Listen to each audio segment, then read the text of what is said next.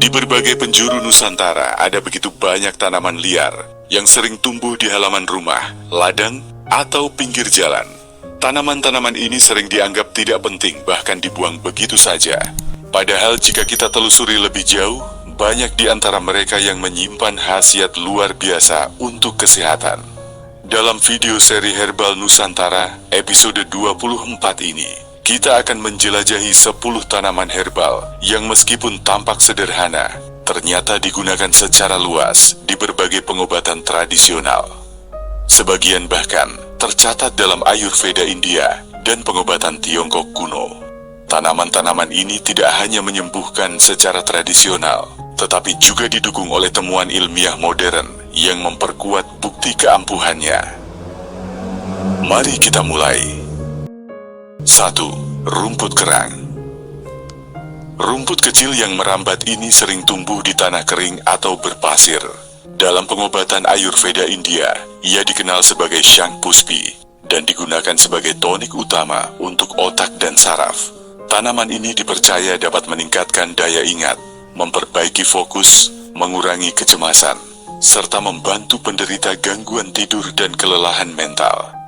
Penelitian modern menunjukkan bahwa rumput kerang memiliki sifat nootropik, yaitu mampu meningkatkan fungsi kognitif otak. Ia juga bersifat adaptogen, yang berarti membantu tubuh beradaptasi terhadap stres dan memperkuat ketahanan mental. Selain itu, ia punya efek antikonvulsan untuk mengatasi kejang serta hepatoprotektif, yaitu melindungi sel-sel hati dari kerusakan akibat racun atau infeksi. Rumput kerang banyak digunakan dalam bentuk rebusan, bubuk, atau dicampur susu sebagai penenang alami. Ia mengandung alkaloid evolvin, flavonoid, dan senyawa fenolik yang menjadikannya ramuan kuat untuk kesehatan otak dan hati. 2. Bayam raja. Bayam raja atau bayam liar adalah tanaman yang mudah ditemukan dan sering tumbuh di sekitar rumah. Meski dianggap gulma, bayam raja kaya nutrisi seperti zat besi, kalsium, vitamin C, dan protein nabati. Daunnya dimanfaatkan sebagai sayuran sekaligus ramuan penyembuh. Secara tradisional, ia digunakan untuk menurunkan demam, mempercepat pemulihan luka, melancarkan buang air besar, dan meredakan radang tenggorokan. Di India dan Nepal, tanaman ini juga digunakan untuk mengatasi penyakit kuning dan gangguan hati. Rebusan daunnya dipercaya memperkuat ginjal dan melancarkan urin. Riset membuktikan bahwa bayam raja bersifat anti-inflamasi dan anti-diabetik, serta memiliki efek hepatoprotektif yang melindungi sel hati. Beberapa studi menunjukkan ekstraknya mampu menurunkan kadar gula darah, meredakan radang, dan mendorong regenerasi jaringan hati. Ia juga digunakan dalam pemulihan pasca sakit karena efeknya sebagai pemulih energi. 3. Dengdek poek. Tanaman ini tumbuh liar di ladang dan pinggir jalan, namun dikenal dalam tradisi Sunda sebagai penurun panas dalam dan pembersih darah. Daunnya sedikit berlendir dan digunakan untuk meredakan radang saluran pencernaan serta memperlancar buang air besar.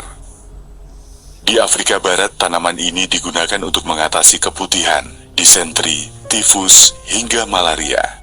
Kandungan lendirnya memberi efek demulsen, yaitu melapisi permukaan usus dan lambung agar tidak iritasi. Rebusan daunnya juga dipercaya membantu pemulihan pasca demam berdarah atau sakit kuning. Penelitian menunjukkan tanaman ini memiliki sifat hepatoprotektif, antioksidan, dan antiinflamasi. Ia juga dilaporkan mampu menurunkan tekanan darah dan meredakan nyeri. 4. Semanggi gunung. Sekilas, semanggi gunung mirip dengan pegagan namun dengan ukuran yang lebih kecil. Tanaman ini merayap di tempat lembab seperti pinggir sungai atau sawah. Dalam pengobatan Tiongkok, ia dikenal sebagai Tai Yang Chao dan digunakan untuk meredakan demam, mengatasi abses paru, disentri, serta batuk berdahak. Semanggi gunung memiliki kandungan flavonoid dan triterpenoid yang memberi efek antioksidan tinggi. Ia juga memiliki aktivitas antidiabetik antihipertensi, serta merangsang sirkulasi darah. Riset menunjukkan bahwa ekstraknya bersifat antibakteri dan mampu menghambat pertumbuhan mikroba penyebab infeksi. Tanaman ini juga digunakan secara tradisional untuk menyegarkan tubuh, melancarkan buang air kecil, serta memperbaiki gangguan kulit. 5. Antanan air atau puser bumi. Sering disebut sebagai pegagan air atau pegagan berdaun halus karena bentuknya yang memang mirip pegagan. Tapi sebenarnya keduanya berbeda jauh, bahkan termasuk genus yang berbeda. Puser bumi tumbuh menjalar di tempat lembab, seperti tepi selokan atau pinggiran sawah yang agak tergenang. Daunnya berbentuk bulat penuh, seperti uang logam dengan bagian tengah menjorok ke dalam, seolah membentuk pusar. Dan itulah asal nama puser bumi. Dalam pengobatan tradisional di beberapa daerah, puser bumi digunakan untuk menurunkan panas dalam, mengatasi bisul, dan mempercepat penyembuhan luka luar. Caranya bisa ditumbuk, lalu ditempelkan ke bagian yang sakit, atau direbus daunnya untuk diminum airnya. Di sebagian tempat, air rebusannya juga dipercaya membantu melancarkan aliran darah dan meredakan nyeri haid ringan. Meski bentuknya mirip pegagan, puser bumi belum banyak diteliti secara ilmiah. Tidak ditemukan bukti kuat bahwa tanaman ini bermanfaat untuk kesehatan otak atau sistem saraf seperti yang dimiliki pegagan. Oleh karena itu, penting untuk tidak menyamakan keduanya agar tidak salah manfaat. 6. Jajalakan. Jajalakan adalah tanaman paku dengan tongkol unik yang tumbuh menjulang ke atas. Di Jawa, tanaman ini digunakan untuk menurunkan panas, memperkuat stamina, dan memperlancar haid. Rimpangnya sering dijadikan bahan jamu untuk mengatasi kelelahan dan gangguan pencernaan. Dalam pengobatan Ayurveda dan Tiongkok, tanaman ini dipercaya sebagai penyeimbang fungsi hati dan paru. Ia digunakan untuk batuk kronis, gangguan liver, serta bengkak akibat infeksi. Kandungan flavonoid dan steroid alaminya memiliki efek antioksidan kuat, antiinflamasi, dan imunomodulator, yaitu mengatur sistem kekebalan tubuh agar bekerja seimbang. Beberapa riset juga mencatat efek antitumor awal dari ekstrak rimpangnya, membuatnya potensial dikembangkan lebih jauh sebagai terapi pendamping. 7. Sapu manis atau joko tuo. Tanaman ini memiliki rasa manis alami pada batang dan daunnya.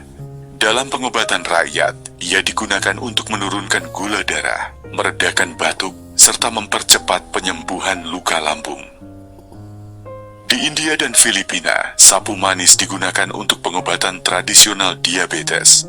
Riset membuktikan bahwa ekstraknya bersifat anti-hiperglikemik, yaitu menurunkan kadar gula darah secara bertahap tanpa efek samping berat.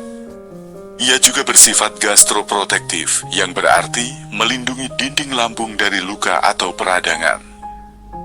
Senyawa aktif seperti asam skoparik dan dulciferon membuat tanaman ini bekerja sebagai antioksidan alami. Ia juga dilaporkan membantu mengurangi kolesterol, meredakan nyeri otot, dan memperbaiki metabolisme tubuh secara menyeluruh. 8. Manon atau paku kawat. Secara luas dikenal sebagai paku hata, manon sering dijumpai di semak belukar dan kebun yang terbengkalai. Dalam budaya tradisional Sumatera dan Kalimantan, tanaman ini digunakan untuk menyembuhkan luka luar, menghentikan pendarahan ringan, serta meredakan nyeri menstruasi. Manon mengandung flavonoid, triterpenoid, dan saponin yang bersifat analgesik dan antiinflamasi. Di beberapa daerah Asia Tenggara, ia juga digunakan untuk meredakan rematik, mengatasi racun akibat gigitan serangga, serta sebagai pencahar ringan untuk melancarkan buang air besar. Penelitian menunjukkan adanya potensi efek anti kanker dari ekstrak daunnya yang bekerja menghambat proliferasi sel tidak normal. 9. Rumput lidah ayam. Tanaman ini memiliki daun kecil lonjong dengan urat menonjol, menyerupai lidah ayam. Dalam pengobatan tradisional, rumput ini digunakan untuk menghentikan pendarahan ringan, mempercepat penyembuhan luka dalam, serta memperkuat rahim setelah melahirkan. Kandungan utamanya berupa tanin dan fitosterol menjadikannya bersifat astringan, yaitu mengencangkan jaringan tubuh dan mencegah kehilangan cairan. Ia juga bersifat antimikroba dan antioksidan yang melindungi jaringan dari infeksi dan radikal bebas. Di beberapa tempat, ia digunakan sebagai obat luka usus ringan dan diare. Ia juga dipercaya mempercepat pemulihan pasca melahirkan dengan mengurangi pendarahan dan mengembalikan kekuatan rahim. 10. Sembukan. Sembukan atau daun kentut dikenal karena aroma khas yang menyengat akibat kandungan sulfur. Tapi di balik baunya, ia menjadi salah satu herbal paling banyak digunakan secara tradisional. Ia bermanfaat untuk mengatasi masuk angin, perut kembung, nyeri otot, serta pegal linu. Dalam Ayurveda, ia dikenal sebagai ganda prasarini dan digunakan untuk mengatasi nyeri saraf, rematik, serta gangguan lambung. Rebusan daunnya sering digunakan sebagai peluruh angin, pencahar ringan, dan penghangat tubuh. Ia juga bersifat karminatif, yaitu mengurangi gas berlebih dari saluran cerna. Riset menunjukkan sembukan memiliki efek antiinflamasi, antibakteri, serta anti-ulcerogenik, yang berarti mampu melindungi lambung dari luka dan iritasi. Ia juga memiliki potensi sebagai imunomodulator dan mempercepat pemulihan gangguan saluran pencernaan. Itulah 10 tanaman herbal Nusantara yang masuk dalam seri ke-24. Mereka tumbuh liar dan tanpa perawatan, namun menyimpan kekuatan penyembuh yang telah dibuktikan oleh tradisi dan penelitian modern. Dari penyegar pikiran hingga pelindung hati, dari anti peradangan hingga penguat pencernaan, semua tersaji dalam bentuk alami yang dekat dengan kita. Kenali mereka, pelajari manfaatnya, dan rawat warisan hayati ini agar tetap lestari dan bermanfaat untuk generasi mendatang.